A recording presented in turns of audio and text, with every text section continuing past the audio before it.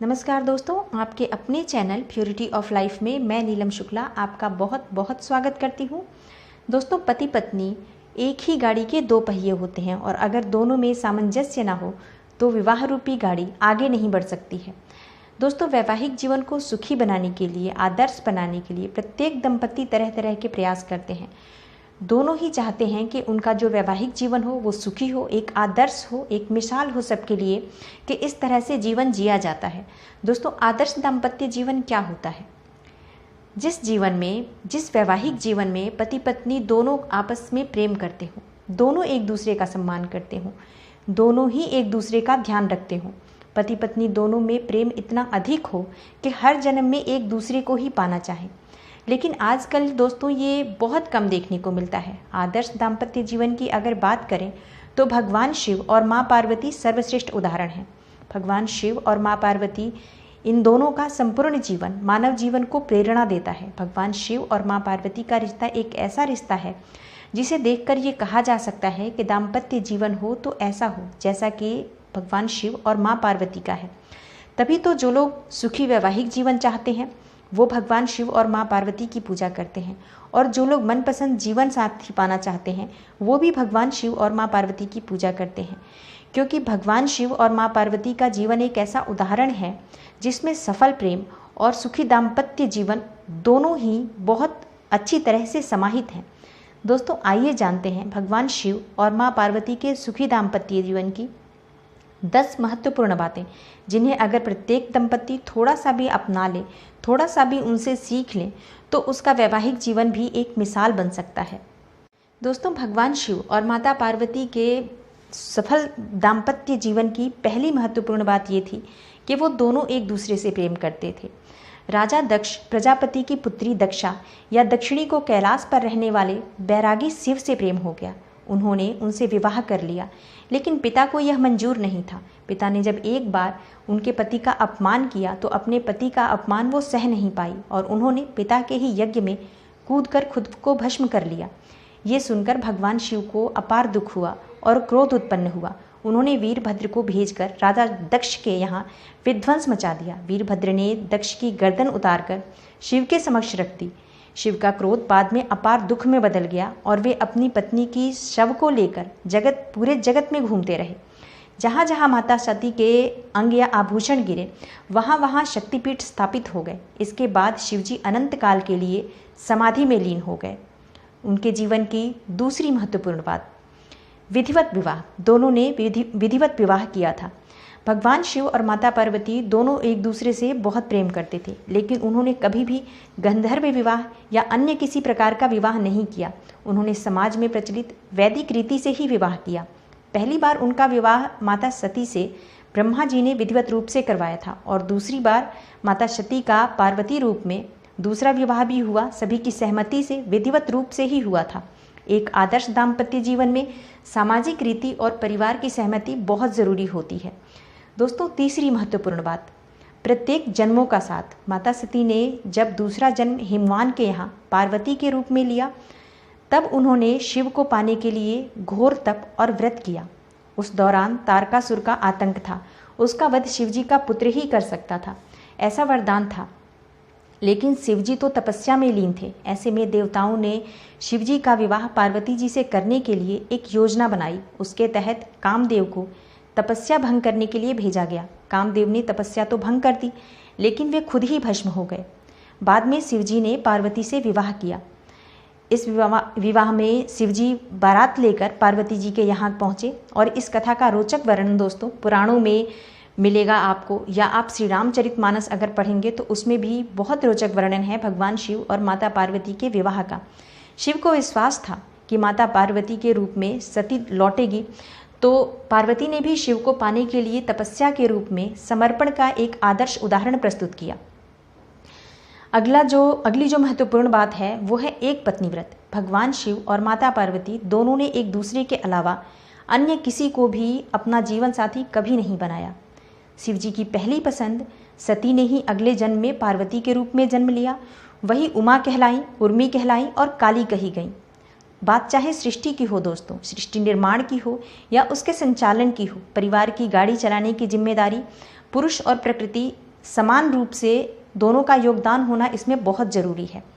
अगली जो महत्वपूर्ण बात है भगवान शिव और माता पार्वती के दाम्पत्य जीवन की, वो है आदर्श गृहस्थ जीवन।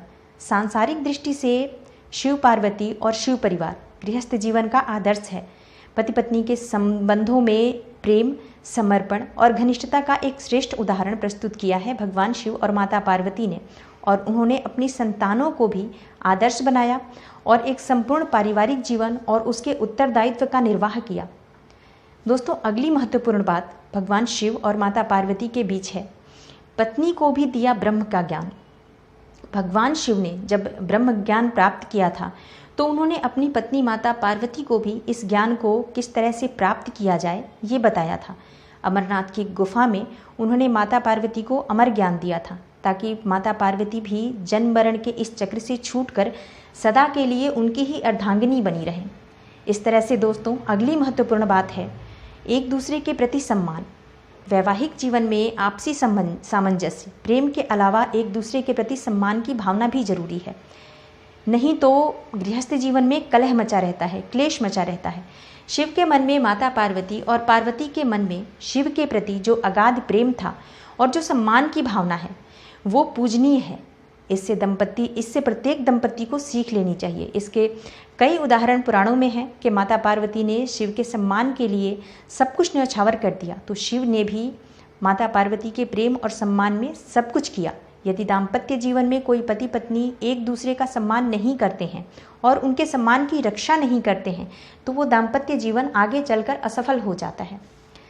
अगली जो महत्वपूर्ण बात है वो है योगी का गृहस्थ आश्रमी बनना।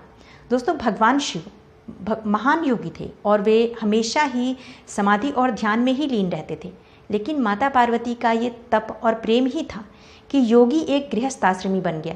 गृहस्थ का योगी होना ज़रूरी है, तभी वह एक सफल दाम्पत्य जीवन का निर्वाह कर सकता है। दोस्तों, भगवान शिव के साथ उल्टी गंगा बही।